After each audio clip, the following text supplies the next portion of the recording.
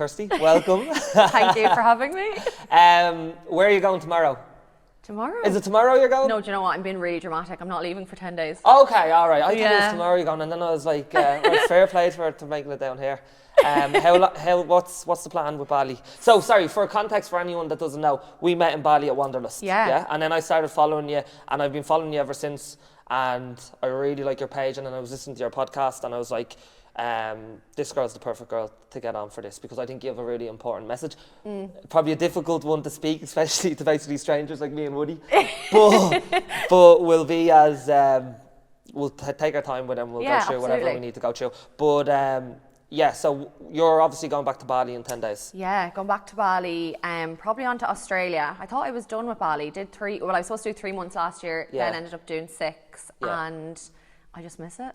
How long are you going to go for, do you think? I'm thinking 2 to 3 months, and then Australia. Do you think it will be the same experience as you had last time? Because obviously it was a no, big and I'm trying not impact. to have expectations, because I'm That's what I like, mean, yeah. I want it to be different, but then I'm still like, oh, I hope I love it as much, you know. But like, I think I will. But the only thing that wouldn't keep me long term is I want to be like in person with clients and online. Yeah.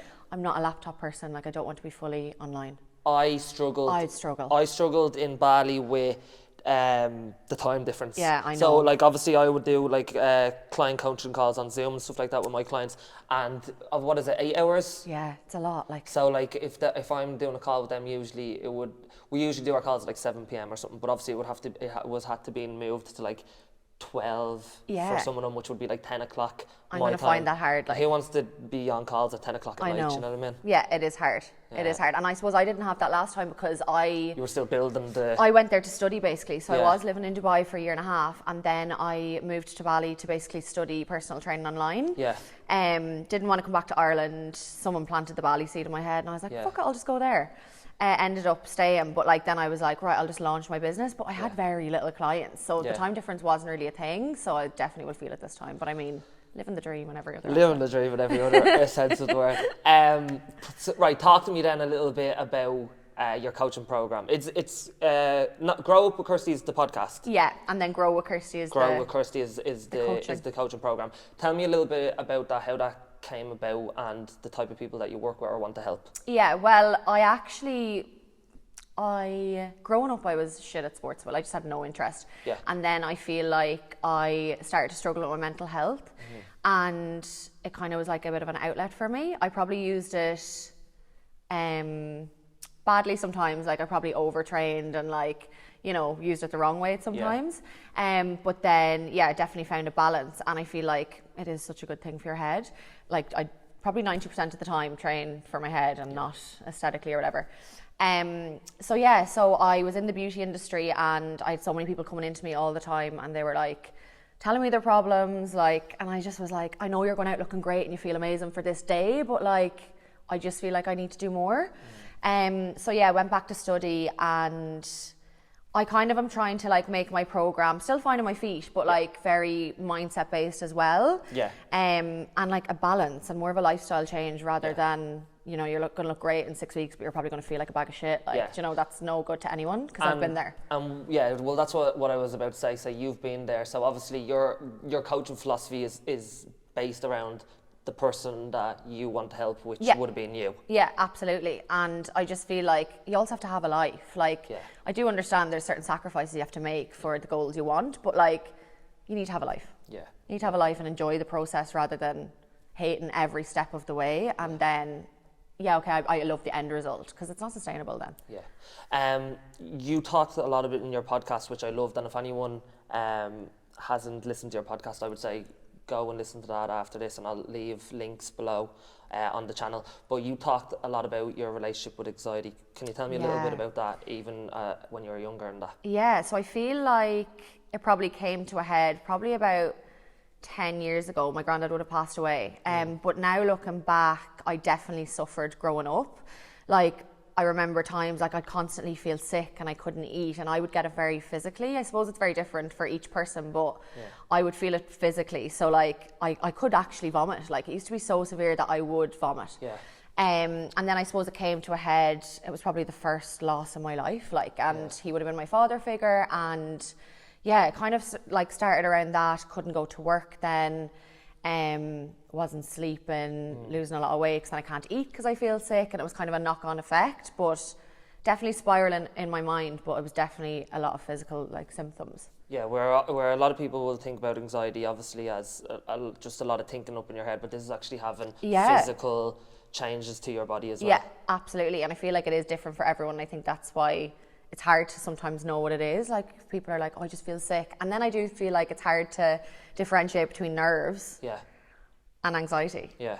Like, you know, and I think I panic sometimes because I'm like... How can you tell the difference between the I don't two? know. Because I'm still trying to figure that one out. Yeah, because I would casually always say that I feel anxious, but it probably is just nerves. Like if I'm going out on a night out, or I'm going to, let's say, a party where I don't know people, and I'm like, oh, I feel fucking anxious. I can feel it in my stomach. Yeah. But I don't know if that's just anxiety or nerves. I still don't know how to differentiate the two. Yeah. But I just kind of have to reel it in, because I feel like once, if I'm like, oh my God, am I getting anxiety again? I'm in a panic and spiral, and I probably will turn into that. But I think we forget we're allowed to be nervous about things now. Do you know what I mean? I think people kind of panic, is there something wrong with me, because mental health is such a big thing nowadays. Do you think it's easier if you say it out loud that you feel nervous, that it kind of calms the nerves a little bit? Yeah, probably. Yeah. I would always say, like, try to figure out where it's coming from. Now, I do have days where I wake up and I'm just anxious, like, and then I'm like, is there a cause? Sometimes, like, there's not. And I think for some people that's hard to accept, that, you know, you might just suffer and it mightn't be all these reasons why, and then it's harder to fix it because you don't have a main source it's coming from. But yeah, I kind of try to write it out on paper and be like, okay, this is what I'm feeling anxious about. Is that fixable? It doesn't look as bad when it's written on a page. Yeah. Like, you kind of reel it in, like, in your head. Well, that's the thing, isn't it? Because, like, anxiety happens in your head. It's what you're thinking about in the future and stuff like that. So being able to put that down on paper kind of gets it out of your head, and you kind of brain dump. No, absolutely, yeah. What would have been, like, would you have been able to, when you were younger, were you able to identify that, yes, I am someone who's anxious, or was it a case where you didn't really know at that stage? No, I definitely didn't know. And I feel like as a kid, I'm like, there's moments that I'm like, that was definitely what that was. Yeah. But I also think mental health wasn't a topic back then. Yeah. Do you know what I mean? Like, the last 10 years, and I think that's why it's only talked, I'm like, is it talked about now so much because we now know what it is? But it just wasn't, I wasn't spoken about, and I probably wasn't admitted. Like, I probably wouldn't have told anyone how I felt. Do you know what I mean? There is obviously a lot more talk about mental health, but, like, do you think it's still a taboo subject in terms of, like, I put it this way, right? I would find it easier to say, like, if my mental health's low, I'd find it easier to be able to put up an Instagram post about it than I would be able to turn around to me dad and say, I feel this way. I actually get that, yeah. Do you know what I mean? I do. Because a lot of people will talk about mental health, but, like, it's to be and come across vulnerable, but, like, isn't it more vulnerable to be able to turn to the people that you love and actually tell them that you have a problem here? Because I know that's something that you had to struggle with, letting your family know what was going on in your day-to-day life. Yeah, absolutely. And I feel like they're so good, and they almost know now. Yeah. So it's easy for you to have a conversation now, where it's it would have been now the hardest thing in the world. I'm so open, like, and even times I don't want to be like, or I even don't want to talk about it, I'll just be like, oh, I'm just having one of those days. Yeah. It's kind of like my little hint. Sometimes you don't want to talk about it. No. But I am very good at, like, I surround myself with people that I can talk to about it. Yeah. So I don't have to have that front up anymore, whereas I feel like 10 years ago I probably didn't have that. Yeah. Like, I was, you know, trying to be this perfect person that, you know, I couldn't, and I didn't have people around me I trusted enough to kind of let them in. Yeah. Whereas now I'm very comfortable with my close circle, and I'd be fairly, I feel like I'm better, I feel like it's easier when you meet new people to kind of, like, bring up that conversation or say it. Is this why you're moving away? So I'm moving away. So I'm going to live a lie. So I feel like, you know, when you meet someone, like, it's almost to be open from the start. Yeah. Whereas I feel like I had friends for so long that it was almost like I felt like I had to confess. Like, I was like, it was a big thing. Like, I have something to tell you. Like, I've been hiding this, and this is what's going on. Whereas now I meet people and I'm like, oh yeah, like, that's just the way I am, and you know from day one, kind of thing. Yeah. Like, because it doesn't really matter if you feel that they're judging you or not, because you've only met them. So yeah, I'm like, I really don't care. Yeah, it doesn't matter. Yeah. But if someone that you've known your whole life, it's a lot more difficult to have that conversation. Yeah, absolutely. Yeah. Tell me about them conversations that you used to have with them. Like, how bad did the anxiety and mental health issues get? See, it was so hard because, like, anxiety and depression, I feel like, are so the opposite. Yeah. And so to have both, like, you're like really anxious, nervous, high strung almost, like have to be moving. And then depression, I'm like, I don't want to talk to anyone, like, I don't want to get leave out it. of the So bed, like, it's kind of really thing. hard because it's one extreme to the other. But Why do the two usually come hand in hand then for a lot of people?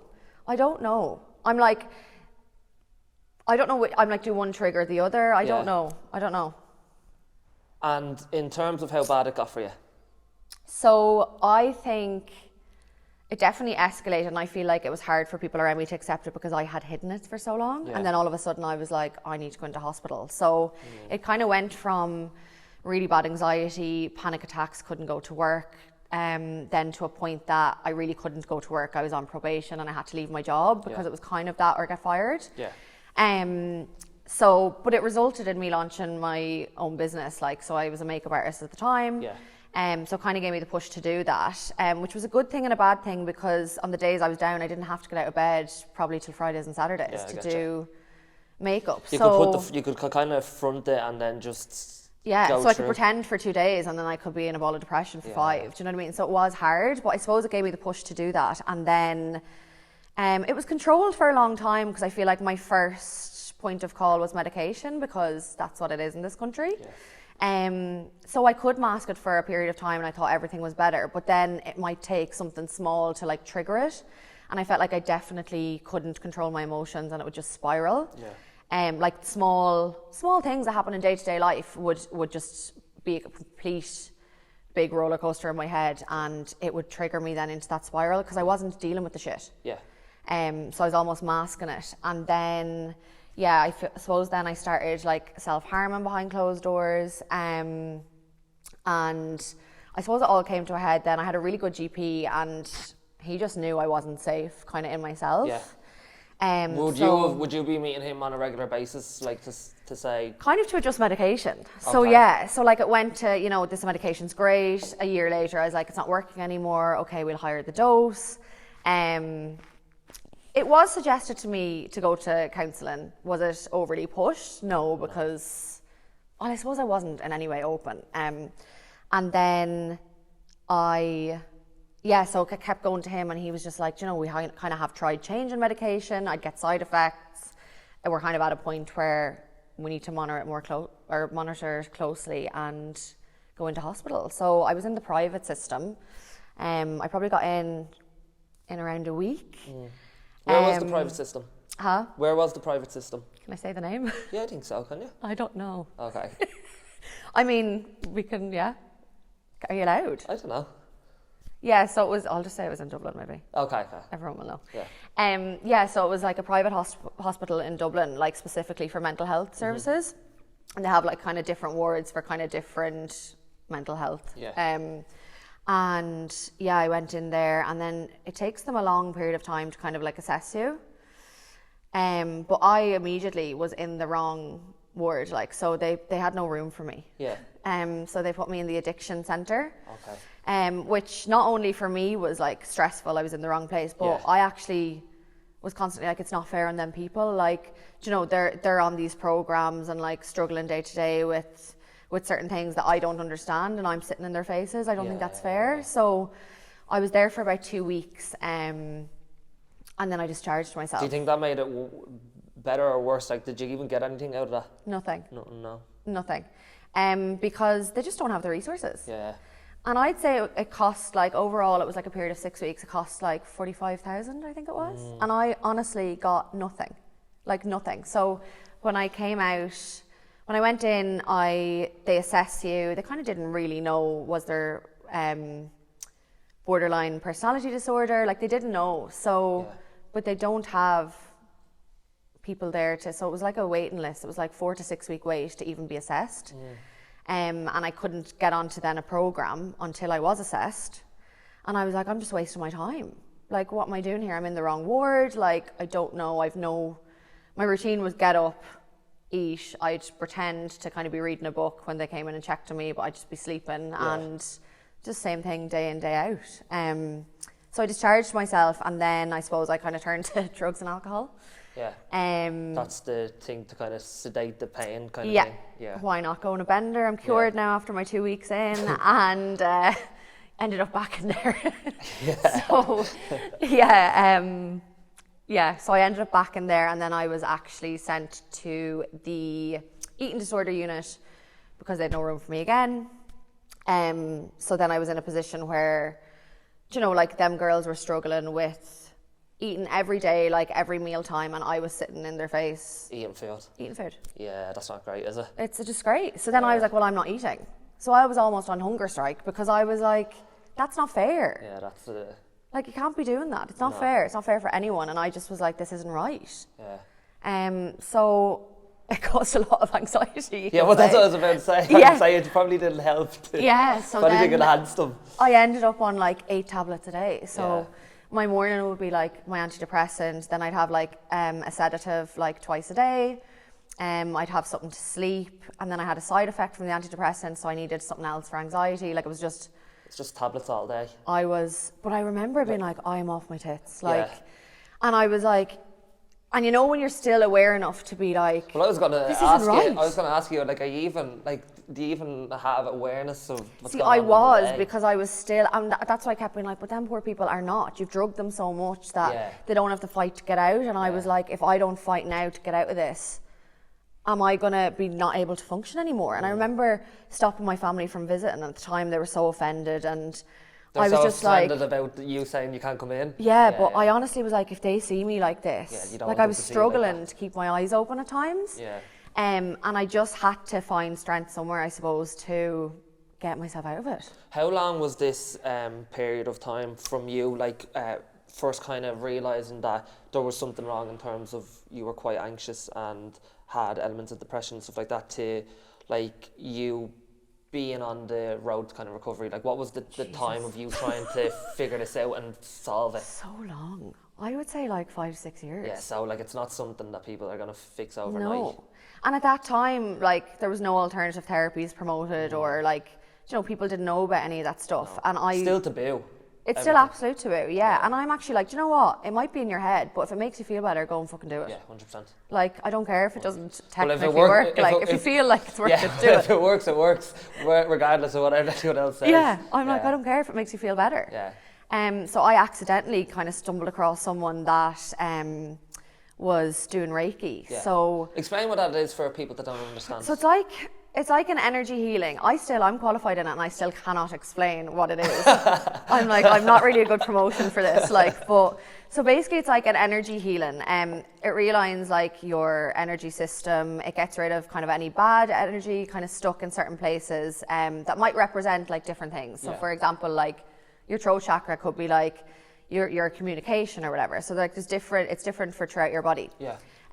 So I went to a girl, and she'll basically like scan my body and kind of see where there's blockages, and like before I even told her anything, she like knew so much about me. It was scary. Yeah. Like, it was crazy.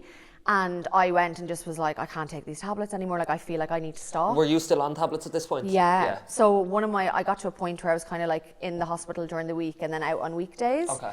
And to be honest, I was only staying an inpatient because I had to be to see the psychologist. Okay. So that was the deal.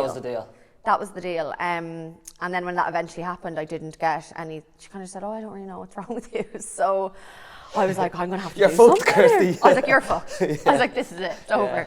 And I just got to a point where I was refusing medication, but then the side effects coming off it, like your withdrawals. Yeah. So like I literally had shakes, like my heart was on fire, like. Because you've become accustomed to being on tablets regularly, like. Yeah. Like it was crazy. It was crazy, and coming off that amount.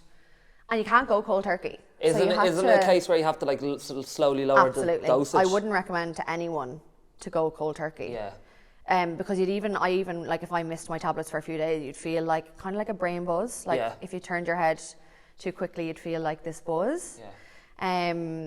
And that was kind of coming off them tablets was one of there was several like suicide attempts over the years, and that was my final one. Was that because you went from being on all these tablets to going straight cold turkey kind of thing? It was still the withdrawals of like gradually doing it. Yeah. So intense. Yeah, so and I remember just being like, I just can't do this. Like, I just can't. And I just was like, she helped me monitor the side effects. So she helped me with the side effects of coming off the medication, but it was a long process. Yeah. To kind of feeling clear again. And so, like, when you were going from, all right, I'm coming off these tablets, and after your last suicide attempt, was it a case then where you're just like, all right, I'm going to have to try find something else, and that's where the recce came into? Yeah, so that I kind of still was like, I'm not at a point where I can't be on no tablets. So I was like, right, let's just peel it back from 8 to 1 maybe. Like, I think that'll be a little bit of a help.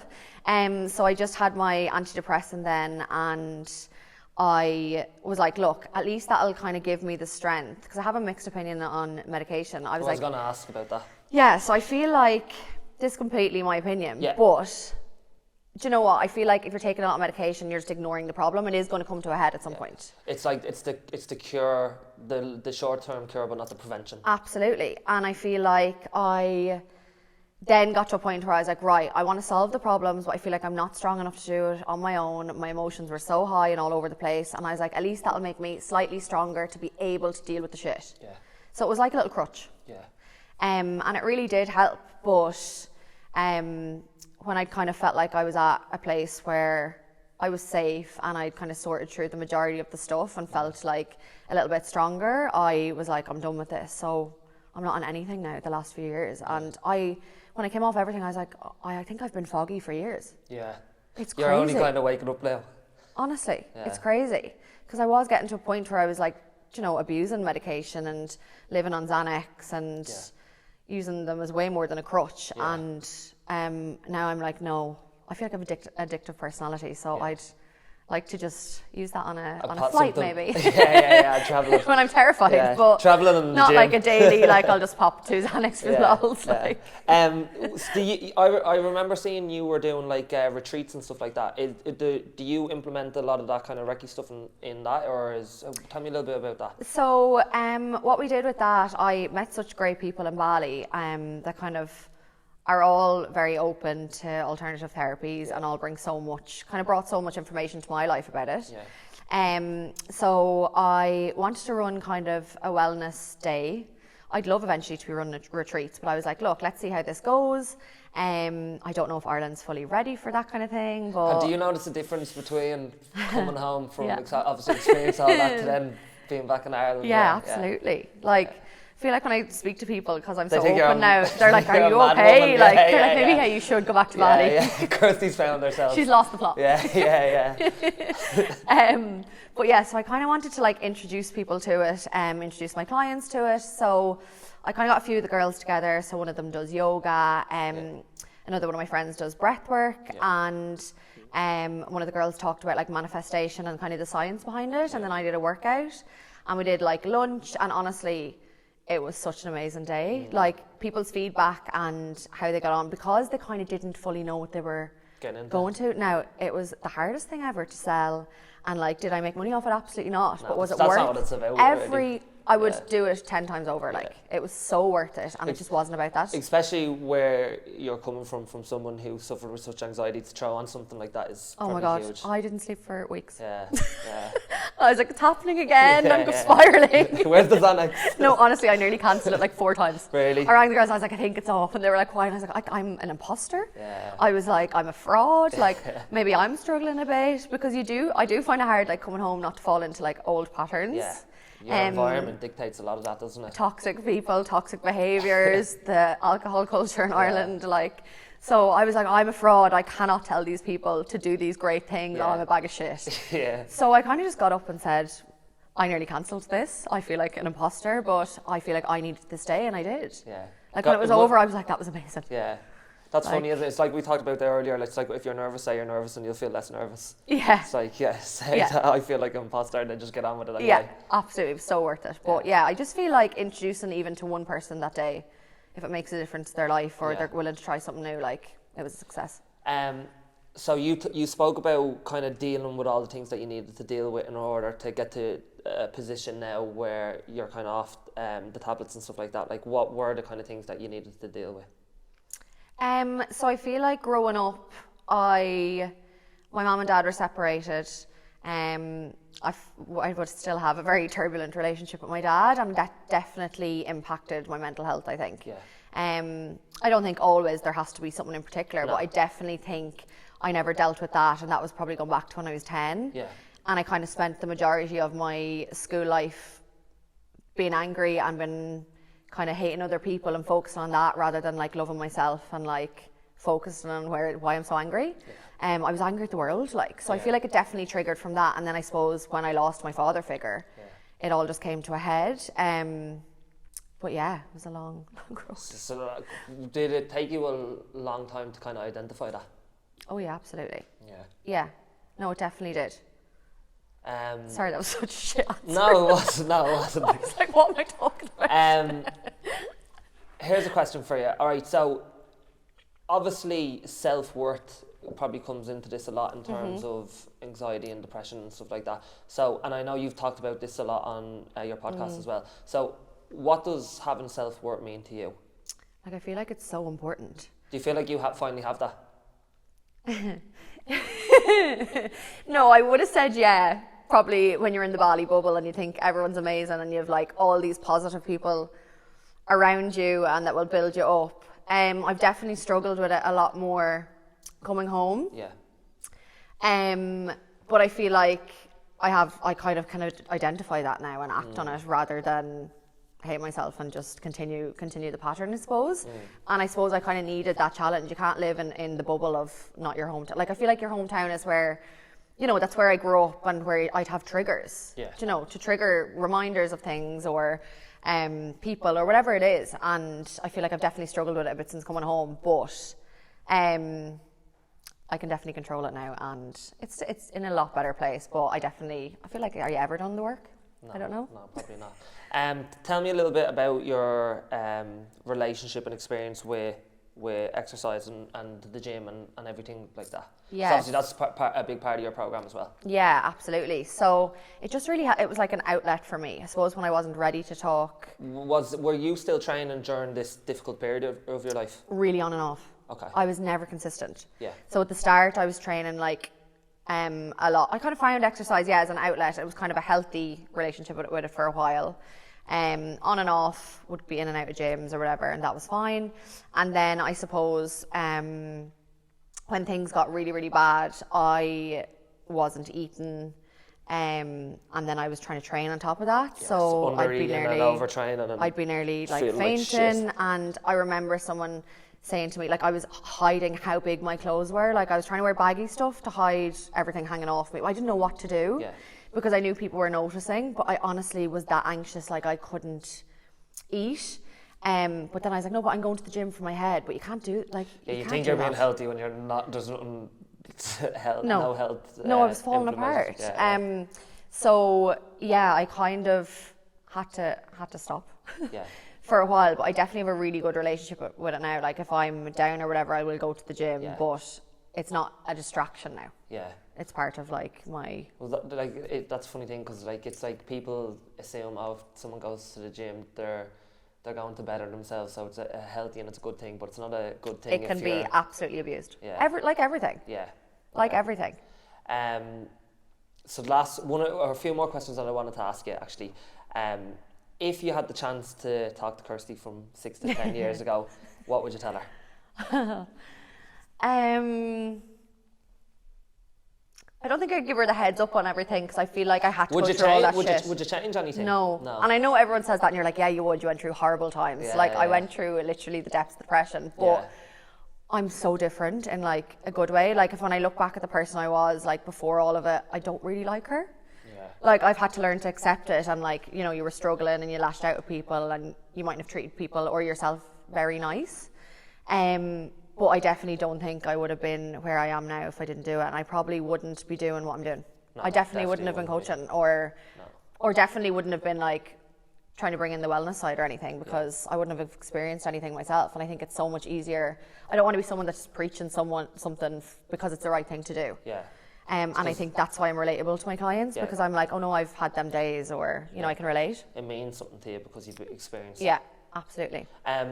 For any advice, say there's young girls listening to this now who might be struggling with the things that you were struggling with anxiety, depression, what would you say to them? I feel like it's all well and good saying go and ask for help, but sometimes you're not ready. But even telling that one friend and having that one bit of support system, will make such a difference. And I also would say to surround yourself with people that know your self-worth and know how good you are, because I think on days you kind of forget yourself and how good you are and how you're worth kind of fighting to get better. They'll remind you. I think your circle is so important. You had a good circle through that, but absolutely. Would you say that at times that you would avoid them because of that? Yeah, probably. Yeah, probably. And I definitely feel like my circles got smaller, but like for all the right reasons. There's definitely toxic people that kind of needed to go. Tell me a little bit about that. Like, how important is it that your relationships they're healthy relationships for you to heal from something like this? Absolutely. Like I feel like that goes for romantic relationships and your friendships. All relationships really. Yeah, like I was in really bad relationships, like physically abusive, mentally abusive, had it all. But do you think because your self-worth was really low at that point that you fell into them absolutely kind of relationships? That's what I was going to say. Like I feel like I just didn't know my worth, and it's very easy. But it's very easy when people are telling you you're a piece of shit every day to believe it when you don't believe in yourself or you have no value of yourself at all. So I feel like that's the most important thing. And even like if I was to go into a relationship now, I would just hate to lose myself again. I feel like you have to have your own life and your separate life and do the things that, like, you know, it's all well and good like having a partner, but if you kind of lose yourself and lose the things you love, is there a point? Like I'd rather be alone. It's you kind of mirror what you are at that present point. Yeah, absolutely. That's so true. So what would you say? Don't get into a relationship with yourself. Run far away. Go to Bali. Yeah. No, I definitely say make yourself a priority. Yeah. It's all well and good to say stay single or whatever, work on yourself, like, but it's difficult at that age as well, though, because it's really difficult. Like you have a tendency to have kind of, you're comparing yourself and you have low self-worth at that point anyway. It's like it takes time to work on that kind of stuff. Yeah, it's hard. It's really hard. But no, I definitely say just prioritise yourself, and hopefully they know your worth as well. What do you want to do going forward? Like goals. In terms of business, in terms of... I really want to like focus on my clients and grow my business. I feel like I'm definitely learning. But down the line, I'm definitely going to keep up the podcast. It's really important to me. And I would like to get to kind of running retreats and just kind of building.